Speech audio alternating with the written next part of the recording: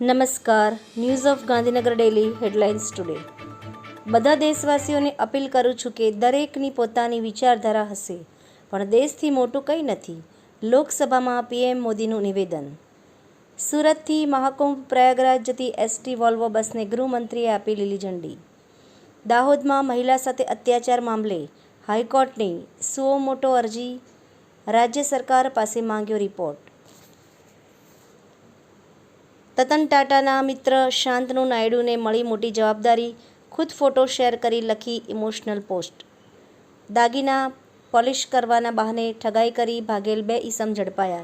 જૂનાગઢ શહેરમાં રખડતા શ્વાનોની સમસ્યા. કડીના ધારાસભ્ય કરશનભાઈ સોલંકીનું નિધન. તંત્રીલેખ. અમેરિકા દ્વારા ટ્રેડ વોર શરૂ કરાતા ક્રિપ્ટો માર્કેટ્સમાં રોકાણકારોનું માનસ ખરડાયું. અનુસ્નાતક સંસ્કૃત વિભાગ દ્વારા વસંત પંચમી મહોત્સવ ઉજવાયો. ચૂંટણી પહેલાં જ હાલોલ નગરપાલિકા પર ભાજપની સત્તા 18 બેઠકો બિનહરીફ જીતી. ભવન્સ કોલેજ ડાકોરમાં વસંતોત્સવની ઉજવણી કરવામાં આવી. Indo American workshop for spine surgery in સરકારી સ્પાઇન હોસ્પિટલ. દેવગઢ બારિયા ખાતે એથ્લેટિક્સ રમતો યોજાઈ. દ્વારકા ખાતે ગુગલી બ્રાહ્મણ સમાજનો સમૂહ લગ્નોત્સવ યોજાયો. એનઓજી સાહિત્ય સરિતા ગ્રુપ વિષય સાહિત્ય સરિતા ગ્રુપ તૃતીય સ્નેહ મિલન. એના ઉપર સર્જકોની ખૂબ જ સુંદર વિવિધ સ્વરચિત રચનાઓ. ચણવાઈ મુખ્ય માતૃ પ્રાથમિક શાળામાં બિસ્કિટ વિતરણ કરાયું. જમનાબા ભવનની પ્રદેશ ઉપાધ્યક્ષે મુલાકાત લીધી.